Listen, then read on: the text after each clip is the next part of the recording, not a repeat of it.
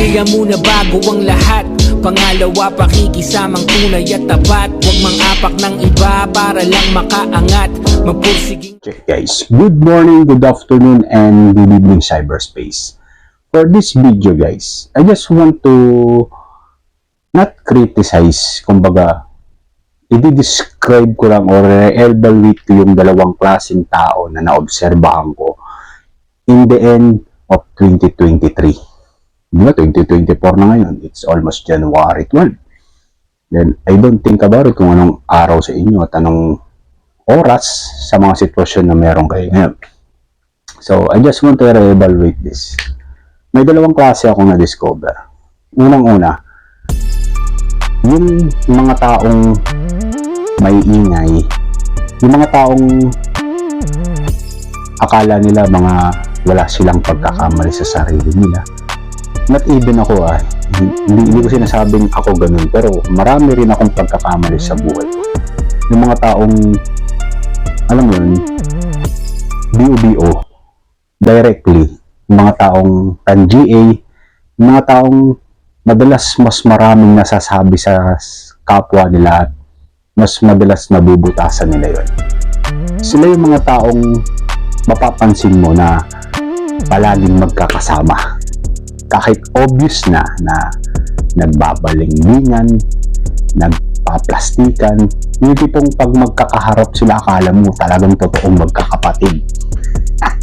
Natatawa na lang ako, pero pag talikod in the end of that kind of particular situation, nandiyan na naman yung sisiraan si ganito, si ganyan, wala, kumbaga, ako sa akin pakita mo sa akin kung ano, sino yung kaibigan mo. I-describe ko kung ano yung pagkatao meron ka. Ako kasi, I'm also a observer person na lagi kong na-recognize sa sarili ko na kung gusto mong humanap ng totoong kaibigan, sa 10 daliri mo may isa. May isa na makikinig ka, may isa na pwede mong pagsabihan, may isa na pwede mong pagkatiwalaan, pero nevertheless na natira, sila yung mga taong medyo tsantsado lang naman, pero almost lahat hindi mo pwedeng pagkatiwalaan.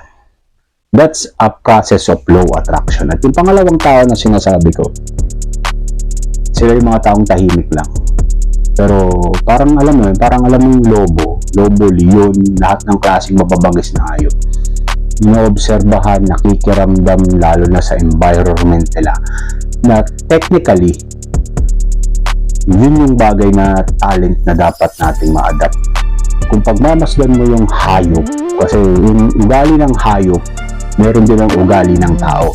So kung pagmamasdan mo yung ugali nila, paano mo sila obserban, paano nila itrato, paano sila makasalamuha sa isang community o compound, marirealize mo hindi sila nagtitiwala agad.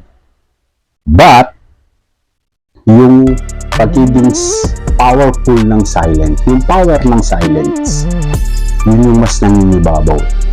So yun sa dalawang klaseng tao na naobserbahan ko in this 2024, sila yung mga magkakasama sa kalokohan, sa mga kagaguhan, sila yun.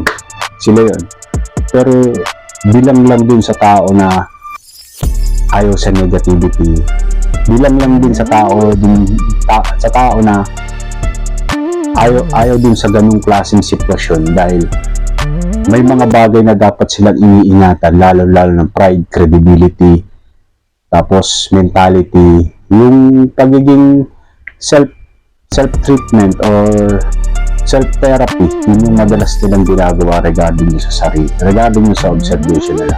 Ayaw nila halos na magpa-apekto sa sinasabi ng lipunan sa kanila din. Besides that, wala naman akong gustong patamaan, pero ang gusto ko lang malaman at na-re-evaluate ng bawat isa na kung sakaling papasok ka dun sa klaseng process na tinatawag nila, you should always be smart than your friends, smart than your family, and smart than your past. Huwag ka nang paluloko. Kumbaga, maging matalino ka sa lahat ng bagay. Hindi sinasabing matalino dahil sa kalokohan. Matalino ka dun sa bagay kung paano mo pakikisamahan at papasok dun sa isang sitwasyon, kung paano mo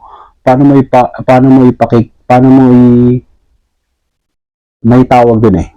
Paano mo gagawin yung law of attraction dun sa obstruction na darating sa'yo, dun sa success na dapat bumang. Para rin pagkamit ng pangarap mo yun, nag-i-invest ka ng pakikisama.